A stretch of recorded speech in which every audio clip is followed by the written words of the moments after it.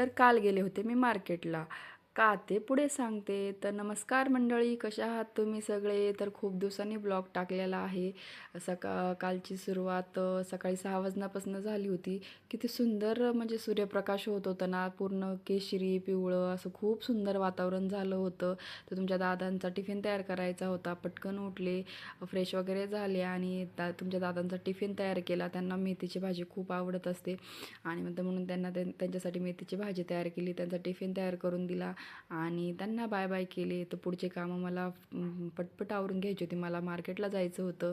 तर तेवढ्यात अतुल्य उठला आणि त्याचं बघा काय चाललंय. त्याला मी बोलले पटकन ब्रश करून घे. तर चालली होती त्याची धिंगामस्ती. तो बोलला मी नाही म्हणजे नाही करणार. मग त्याला बळच ब्रश करायला लावलं. तर तो सायकलवर बसून ब्रश करत होता. अजिबात ऐकत नाही.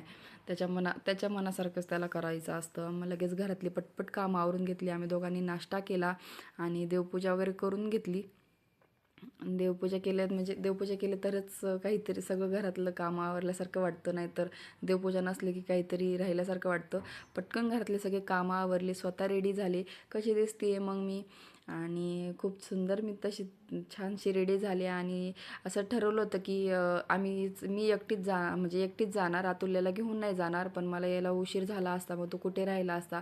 त्याच्यामुळे मी त्याला दुपारूनच 12 वाजता शाळेतून घेऊन आले.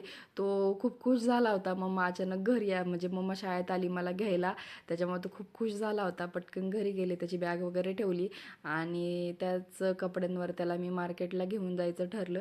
तर मार्केटला का गेलते ते तुम्हाला सांगते मी. आम्ही बसमध्ये बसून मार्केटला गेलो. महामंडळाची लालपरी तुम्हाला माहीतच असेल. तर अतुल्यनी त्याच्या काकूंनी पटकन जागा पकडली आणि ते बसून घेतले. आम्ही सगळे उभाच होतो आणि तिथे एक मार्केटला म्हणजे ना माझी पैंजण खराब झाली होती, ती मला नीट करून घ्यायची होती. त्यासाठी गेलो होतो. तिथेच एक सुंदर गणपतीचं मंदिर होतं.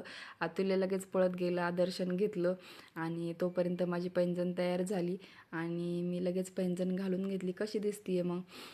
आणि खूप सुंदर झाली होती तयार. म्हणजे ती ना मला म्हणजे मी घेतली होती खूप दिवसापूर्वी, पण मग मोठी झाली होती, मी तशीच ठेवून दिली होती. मग तिला कट वगैरे केली आणि छान तयार झाली. त्यांनी स्वच्छ वगैरे करून दिली ती. अतुल्याची बघा कशी धिंगामस्ती चालू आहे. आणखी दुसरीकडे एका शॉपमध्ये काम होतं, तिथे गेलो आम्ही आणि याचं बघा कसं धिंगामस्ती करतोय हा.